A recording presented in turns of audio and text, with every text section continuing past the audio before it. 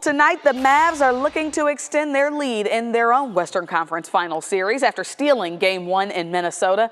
They're on the road again tonight, and here to give us some insight on Game 2 against those T-Wolves in the Mavericks Western Conference Finals. We got the host of the Locked On Mavericks podcast, Nick Angstad. Welcome.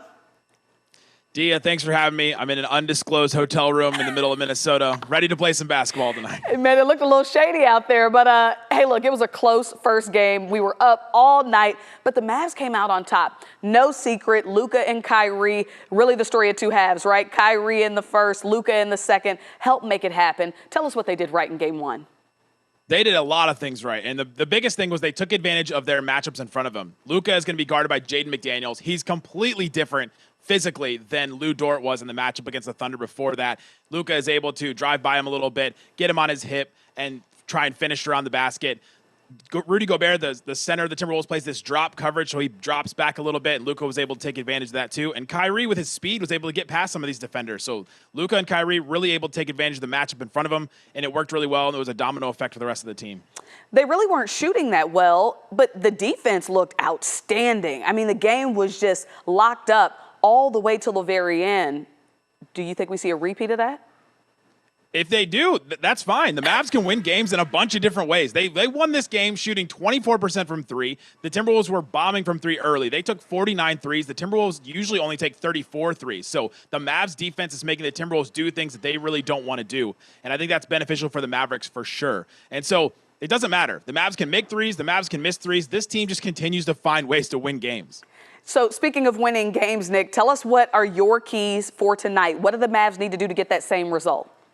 Yeah, the Mavs come in with the same kind of defensive intensity they had in Game 1, continue to make Anthony Edwards work and rethink. Anthony Edwards took 37% of his shots at the rim in the first two rounds. He only took 2 shots at the rim in Game 1. And so he is really taking shots that he doesn't normally take. He was like completely put out of his game. The Mavs do need to watch out, though, because teams usually coming off of a Game 7 like the Timberwolves were against the Nuggets, they usually come out flat in a Game 1 in the next series. And so maybe the Timberwolves had their legs under them. I heard from practice that Chris Finch, the coach of the Timberwolves, really lit into his team and really tried to wake them up. And so maybe this Timberwolves team will come out with a lot more desperation. But the Mavs, I think Kyrie Irving said it best afterwards.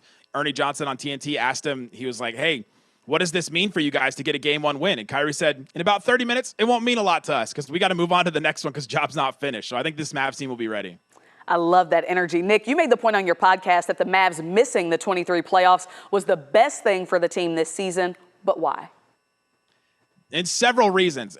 On TNT, Kyrie said that he looked at the Mavs missing the playoffs last year, and he sat at home and he sat in front of his TV and watched the playoffs and watched the leaders from all across the other teams that were still in the playoffs, and he took notes. He sat there like me, like a media person or a broadcaster, like taking notes about all this stuff, taking notes about how to become a better leader, and it has really shown this season. Kyrie has stepped up in a massive way. He's helped Luka along too. I think Luka saw the embarrassment of missing the postseason last year, hired a personal trainer, hired a personal chef and all that to take care of his body and his condition.